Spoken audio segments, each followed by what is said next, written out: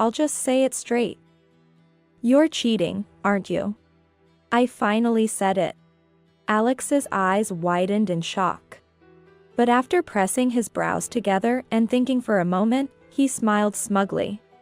So it finally came out, huh? Well, yeah, I guess I've been pretty free. Alex admitted without a hint of remorse.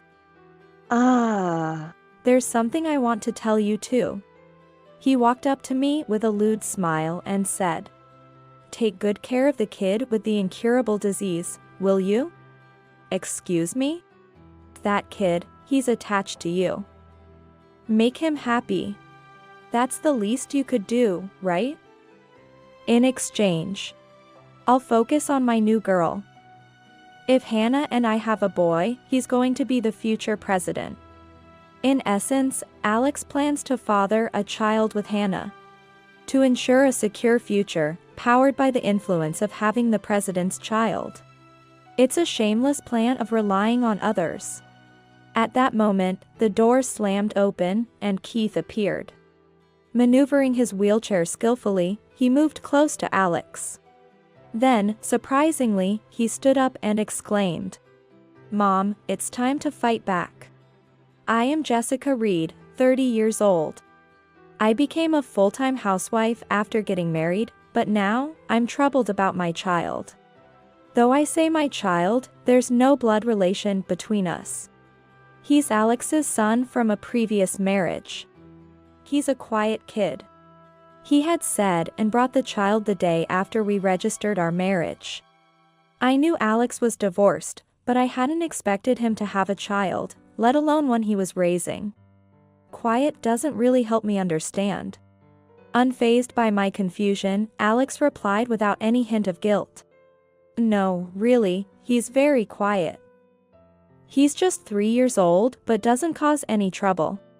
Looking at the child, who was curiously gazing up at me, I felt an indescribable emotion. His name is Keith. "Look, Keith, say hi to your new mom." Keith, urged by Alex, looked up at me and bowed slightly in greeting. "New mom. Well, I bet you're surprised, but that's how it is.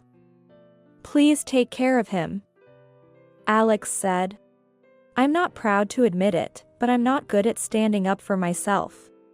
I might have been able to protest if Keith wasn't there in front of me. But faced with his curious, innocent eyes, I couldn't bring myself to say a word of complaint to Alex. And so, I became a mother to a 3-year-old as soon as I got married. I had always thought I'd want kids eventually, but I never imagined I'd skip straight to being a mother. As Alex said, Keith was an easy child for a 3-year-old. He ate what was given to him and never threw tantrums. He was truly a good kid. He really is quiet. Right? Well, I wouldn't really know. What? According to Alex, before our marriage, his parents were the ones taking care of Keith. With my busy job, there's no way I could take care of a kid. Is that so? But now that you, Jessica, are unemployed, I'm relieved. Childcare was entirely left to the in-laws, and Alex would only see them on weekends. Because of this, the in-laws were extremely grateful to me. We're getting old, you know.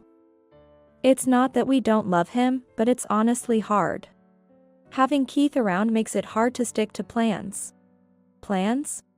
You know, kids get sick suddenly, and if they make a fuss, it's just too much to handle. The in-laws nodded in agreement, portraying themselves as people who had endured a lot, while Keith watched them expressionlessly. Despite concerns about his health, he didn't seem like the type to make a fuss. I was naive to think that. I underestimated how quiet Keith had been because he was still wary of me, a stranger. No, that's dangerous. Yay! Cheese. A 3-year-old is more active than I anticipated. He would bring a step stool to rummage through the fridge or mess with the stove knobs. There were times he played with the remaining bathwater and got completely soaked. Today, he drew on the wall with a permanent marker. When I reported tiredly to Alex when he came home from work, Alex responded, "Huh, really? As if it were someone else's problem. Raising a child is harder than I thought. Hey, could you take care of him this weekend? I want to catch up on some housework." With Keith needing constant attention on weekdays, I could barely manage the day's chores. It's been half a year since I moved into this house after getting married. And there are still unpacked boxes. If Alex could watch him, I could focus on that. However, Alex's response was unexpected. "What? Why should I?" "But, you're Keith's." "What? Just because Keith isn't related to you by blood, you're saying you'll abandon parenting?" I was speechless. Me, abandon parenting? No one said that. I just wanted to do the household chores I can't do on a daily basis. And asked him to look after Keith on his day off. I'm just saying I want you to spend a little time playing with Keith. That's impossible. Alex sighed heavily. You're unemployed, right? I'm the one working here. I'm supporting us, and you're talking nonsense? That's unfair. You could at least help a bit. You're off work anyway. That's the point. It's my day off. Looking after a child is just tiring. Why do you think I married you? What do you mean? You married me just to be a child caregiver? Alex visibly regretted his words and apologized, but in the end, he only played with Keith for about an hour on Saturday morning before I noticed he had gone out. Really? What a trouble. Keith tightly grasped my little finger. Mom, are you tired? Are you okay? With his chubby cheeks, Keith tilted his head. Just a bit. But I'm okay. Seeing you makes me feel better. Hugging him while saying, "Hug tight," Keith screamed. "Ah!" and laughed joyously. Every day, doing household chores while keeping Keith entertained was exhausting. I was tired. But over time, I had come to love Keith as my own child. It was then that I noticed something odd about Keith's walking. And took him to the pediatrician, hoping it was just my overconcern. While hoping for the best during the examination, what the doctor told me was shocking. There is a possibility that you may become unable to walk if things continue like this. Keith could have a rare disease. As the doctor explained, my mind went blank.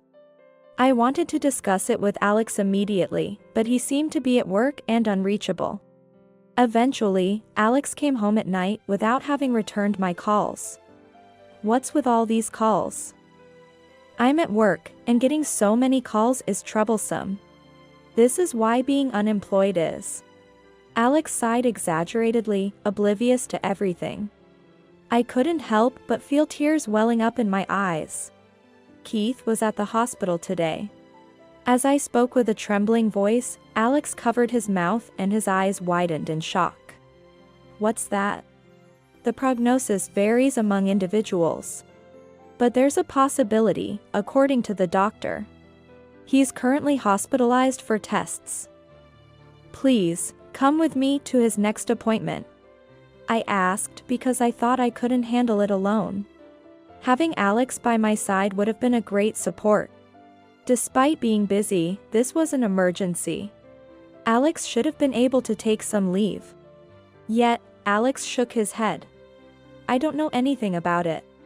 What? A rare disease? What's that?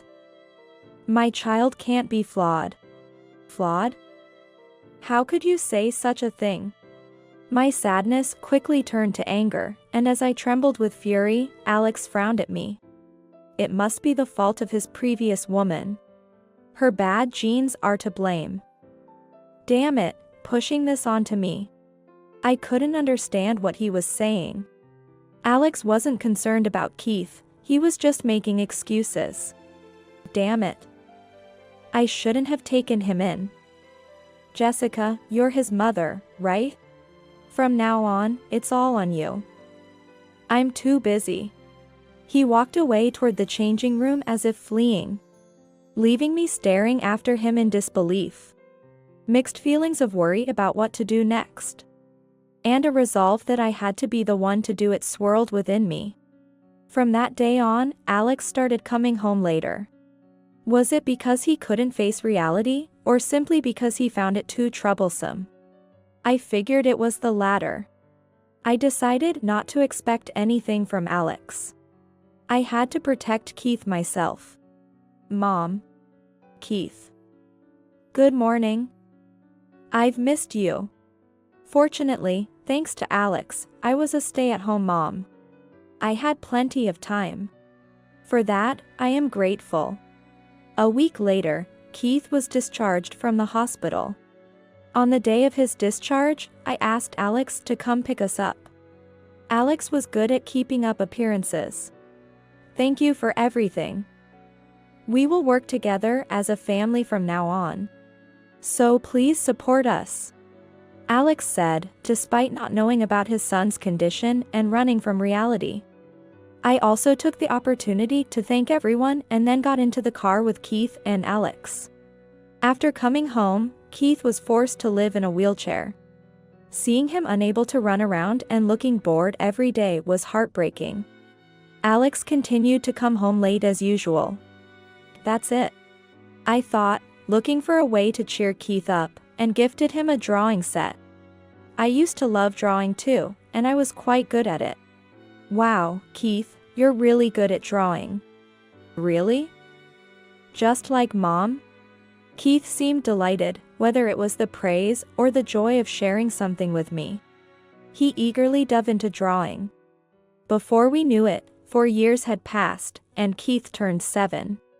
Living in a wheelchair seemed tough. But Keith seemed to enjoy elementary school, which was a relief.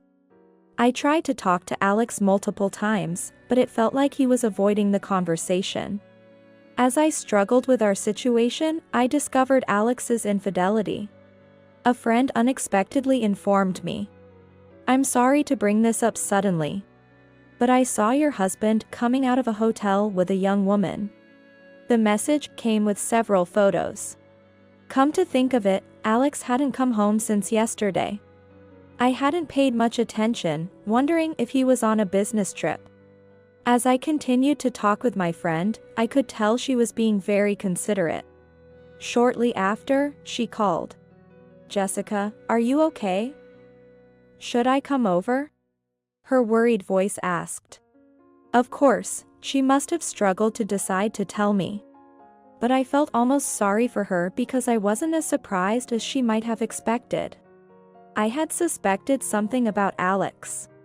His job didn't usually require late nights, yet recently, he'd been coming home late or not at all. We slept in separate bedrooms. And I occasionally heard him laughing and talking on the phone late at night. I'm fine, actually. This might even help me move forward with a divorce. If there's anything I can do to help, just let me know. Thanks. As soon as I hung up the phone, I was suddenly overwhelmed by a sense of despair. So this is how it feels to confirm your suspicions, I thought. A dark feeling swirled inside me. It wasn't just the shock of infidelity, but the realization that while I struggled alone, Alex was freely enjoying himself. While I worried and cried over Keith, Alex was having a good time with another woman. Tears came for a different reason. Keith is incredibly dear and beloved to me. With that love comes an endless sense of responsibility and pressure each day. Sometimes, feeling almost overwhelmed by it. I make an effort not to show any signs of distress or sadness. To think that all these efforts have led to this situation. It's such a betrayal. What should I do now? Pretend nothing happened and continue as we are, or confront the infidelity and pursue a divorce? Which would be better for Keith? The more I thought, the more overwhelmed I felt, tears blurring my vision. So much so, I didn't notice Keith entering the room. Mom. Are you crying? Keith. This is... Who? Is it Dad? Did Dad do something to you? Why would you think that? I was careful never to badmouth Alex in front of Keith, avoiding any negative talk about him. Because Dad doesn't like me, right? So, I thought he might have done something to you, Mom. And, I didn't want to say, but I saw Dad on a date with another woman. They looked happy. I saw them once. Keith said, looking down. I hugged him tightly. To think he was carrying such thoughts. This was no longer just my problem. We had to face it head-on. Do you like Dad? After a moment's hesitation, he answered shyly. I love Mom. I love you too, Keith. From that moment, I began to take steps toward divorce. Hiring a private investigator to gather evidence on the affair. Aiming to strengthen my position. Eventually, everything was in place. I decided to confront Alex the next day he returned home. It seemed he had been home a few times, cleverly avoiding me. His belongings and bank documents were still here, so he had to return at some point. That's when we would have to talk. I was determined, or so I thought. But doubts occasionally shook me. Is this really the right decision? I no longer had any love for Alex and was convinced I wouldn't regret a divorce. Yet, thinking of Keith, I hesitated. There's no blood relation between us, which troubled me. I planned to take custody post-divorce, and I couldn't imagine Alex objecting. But is it better for Keith to have a father, even one like Alex, in name only? Alex had been avoiding home, and without a word from him, a divorce seemed unlikely. If we remained silent, would this life just continue? We wouldn't have to worry about money, a thought that momentarily comforted me. Mom. Perhaps sensing my hesitation, Keith tightly squeezed my hand. It's okay. I'm here with you. Despite being only 7 years old, his dependable words made me smile involuntarily.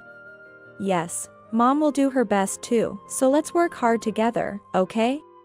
Yep. 2 days later, late at night, Alex came home temporarily. We need to talk. The next day, when Alex woke up before noon, I broached the subject with him. What? You want to talk? It's probably something bothersome, right? Give me a break, I just got back. Alex yawned widely. I let out a sigh and looked him straight in the eye. I'm just going to say it directly. You're cheating, aren't you? Alex's eyes widened in surprise, but after a moment of thought, he smirked. So it finally came out, huh? Well, yeah, I guess I've been pretty free. You're admitting it. Yeah. Looks like you're planning to divorce me, huh? If you have the divorce papers, just hand them over. I'll sign them quickly. I hadn't expected him to cling, but I was even more surprised by his readiness to admit everything. Alex's smile grew wider as he saw my astonishment. You thought I'd make more of a scene, didn't you? Indeed. I didn't expect you to admit it so readily. Well, I guess I feel more at ease now. After all, my fate is now with the president's daughter? Wow, you've done your homework, Jessica. Alex feigned surprise and clapped his hands exaggeratedly. Yeah, I met her through work. She's the so-called president's daughter. She said she'd pay whatever it takes for us to be together, including any compensation. But was he hoping to escape by any chance? I was tempted to press further but managed to hold back. Is that so? That's good for you. It makes things easier for us too. But there's just one thing I want to confirm. I also have something I want to tell you. Alex approached me with a sleazy grin. Take good care of the kid with the rare disease, will you? Excuse me? He's fond of you. Make him happy. That's the least you could do, right? In exchange, I'll focus on my new family. If Hannah and I have a boy, he'll eventually become the president. In essence, Alex plans to father a child with Hannah, the president's daughter. A future secured by nepotism. A disappointing reliance on others. Then, the door banged open, and Keith appeared. Navigating his wheelchair skillfully, he moved close to Alex. Then, surprisingly, he stood up and declared, "Mom, it's time to fight back." Alex was shocked, staring with his mouth agape. "Keith, you. I thought you couldn't walk. Why are you standing?" "I worked hard." Keith, once thought to never walk again, had diligently worked on his rehabilitation and could now take a few steps on his own. "Well, that's great, isn't it?" Alex responded with a forced bravado. "Indeed. Thanks to that, he's been making great progress. He even helped me prepare for this divorce. You didn't have to involve the kid in this." Surprisingly, it seemed he wanted to appear impressive in front of the child. Alex was slightly shaken. A good negative example. "Ugh. Fine. I have the president's daughter on my side. You and your defective family can settle for less. By the way, which president's daughter is Hannah?" Alex chuckled. Get ready to be shocked. Hannah is the daughter of Johnson Construction's president. Johnson Construction was one of the largest companies in the area. His pride in dating the president's daughter was understandable. However, Alex was greatly mistaken about one thing, unaware as he proudly puffed out his chest. I feigned ignorance and asked, "Johnson Construction? That's impressive." "I'm shocked. Right?" As Alex nodded in agreement, I smiled warmly and told him. Who would have thought Alex was into that? "I'm sorry I didn't notice it sooner." "What?" Seeing Alex looking puzzled, I continued. "So, you're into men, not women. That's what you're saying." "What?" "No. Hannah is a cute girl." "That's strange. The president of Johnson Construction doesn't have a daughter." "No way. You're lying. Just wait and listen." Though trying to act tough, Alex was clearly panicking. He pulled out his phone, his hands trembling, and called Hannah. Switching to speakerphone so everyone could hear. "Hey, Hannah, listen. I just heard something unbelievable. Sorry for the weird question, but you're a girl, right?" Alex asked nervously. To which Hannah responded nonchalantly. "Oh dear, it's finally come out." "What?" The color drained from Alex's face. He turned pale. "You mean, that time? It wasn't there, was it?"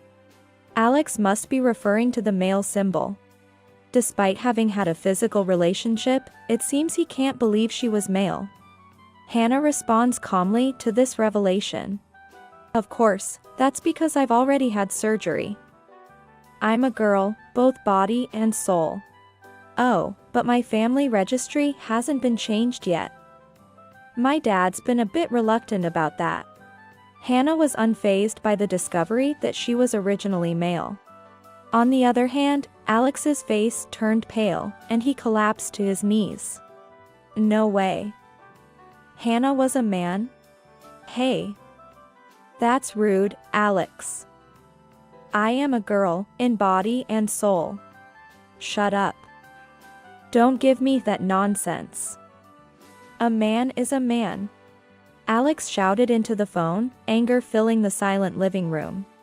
I was slightly worried that Hannah might be shocked by Alex's reaction. But it quickly became clear that she was not bothered. "What? Alex, that's unbelievable. After you said you loved me. Such a big liar. Forget it. I'm calling off introducing you to my dad and the headhunting offer. Goodbye." "Wait, Hannah. That's... Just wait a minute." Hannah declared and then abruptly ended the call. Alex remained kneeling, stunned by the sudden turn of events. He had thought a rosy life with the president's daughter awaited him. But instead, Hannah turned out to be the president's son. Moreover, due to his careless words, their relationship ended abruptly. And Alex, who had indulged in affairs despite being married, still had responsibilities to face. What a shame. But this was your fault. She was a girl in body and soul. That's impossible. If she was originally a man, then she's a man. It disgusts me. I can't believe I was with such a person. How you feel about it is irrelevant to me. What matters more is, how do you plan to pay the compensation?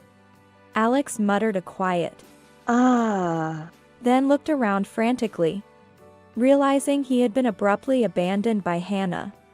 His panic manifested as sweat on his forehead, despite the winter cold, dripping down his cheeks. I won't let you get away with this easily.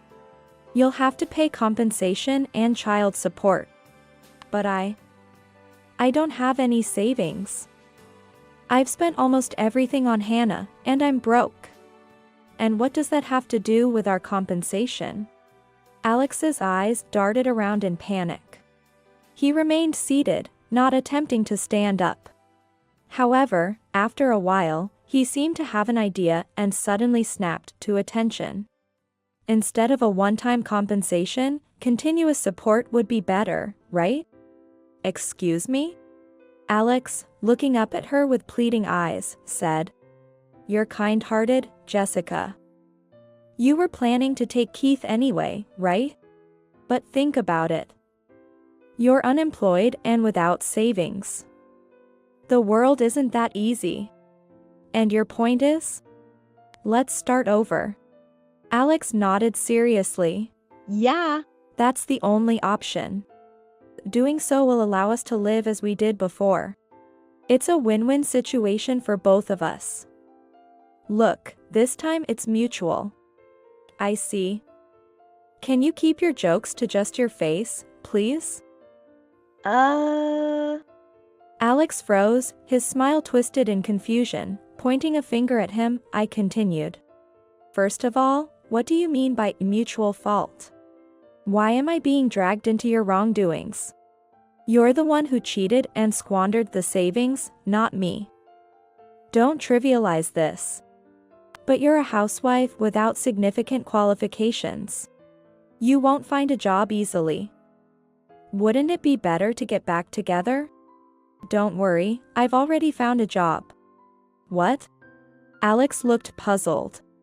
I said, patting Keith's head. Thanks to Keith. What do you mean? My drawing videos are really popular. Keith proudly showed his tablet to Alex, displaying his youthful handiwork and comforting voice, along with his warm drawings. At 3 years old, when Keith's illness was diagnosed, he could no longer play as other children did. Wanting to find something enjoyable for him, I introduced him to drawing, a hobby I had loved as a child. Back then, I was often praised by those around me for being good at drawing. But Keith had more talent than I ever did. It wasn't just that he was good at drawing. His work had a unique and flavorful style. Above all, he looked truly happy while drawing. Wanting to share this joy with others, I casually filmed him drawing and uploaded the videos to social media with his face hidden. Then, a celebrity noticed and shared Keith's drawing videos, which quickly spread far and wide. Recently, we even started earning income from advertisements on the videos. My video editing skills, which were initially just a hobby, improved significantly as I uploaded videos daily. As a result, I can now take on video editing work for others. Keith's drawing videos are just a hobby. If he ever wants to stop, we'll stop. But I plan to keep learning and working on editing. That way, we might get more requests. So, you don't need to worry about us. Why didn't you tell me Keith was earning so much? If I had known, I would have. I know you too well. You'd get greedy and push Keith too hard. I didn't want that. Alex clearly hit the mark, clenched his jaw and looked at me with frustration. Besides, after talking to my parents, they also offered their support. I don't need your help, I have plenty of people I can rely on. But. Alex staggered to his feet and grabbed Keith's shoulder. Keith. You want Dad, right? You want to live with Dad because a real family includes Dad, right? Keith stared into Alex's eyes for a moment. Then shook his head and gently removed Alex's hand from his shoulder. I'm fine with just Mom. She's always been there for me. When I was scared and couldn't sleep, when I had a bad day. Or even when I had a good day, Mom was always there to listen. But, Keith, you and Jessica are not related by blood. A real family is with Papa. And you ran away when I was in pain? And you call yourself a father after that? Keith countered with a steady gaze that made Alex falter. Keith. But, I also care about Keith. Stop it already. I'm a grade schooler now. I don't call you a papa anymore. I call Mom a mom, you know? You don't even know that, and you say you're my father? Keith, but you should have just been happy with Hannah. Even if she was a man, it's rare to find someone who would like you for who you are. Faced with such clear rejection, Alex had no ground to stand on. He finally seemed to give up, his shoulders drooping in defeat. Knowing his tendency to seek sympathy at any opportunity, both Keith and I firmly refused and left the house. Then, please proceed through the lawyer. Alex did not respond to my final words. Upon learning about Keith's earnings, Alex predictably refused to back down and naturally opposed the divorce. Keith is my precious son. Why should we live apart when we are connected by blood? That's just wrong. Despite his previous lack of interest, Alex became desperate to take custody of Keith.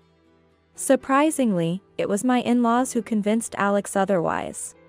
You know, we heard everything from Keith. You barely took care of him, pushed everything onto Jessica. And then went off cheating?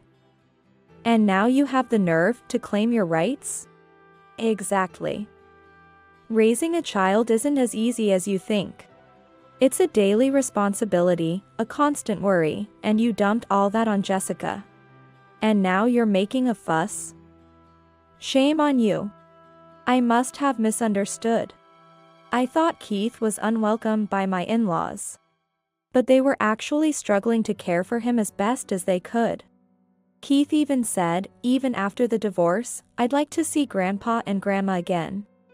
Thanks to their repeated attempts at persuasion, Alex finally agreed to the divorce. Of course, we demanded compensation. Although it seemed he had no savings. We discovered a secret account he had been squirreling money away in. Thankfully, we were able to secure the entire compensation payment from this account. Regarding child support, my in-laws promised to ensure Alex fulfilled his responsibilities. Interestingly, after Hannah reported him to the president of Johnson Construction, Alex became a target at work, leading to his resignation. He's currently getting by on part-time jobs. Keith and I are living happily. His love for drawing is as strong as ever.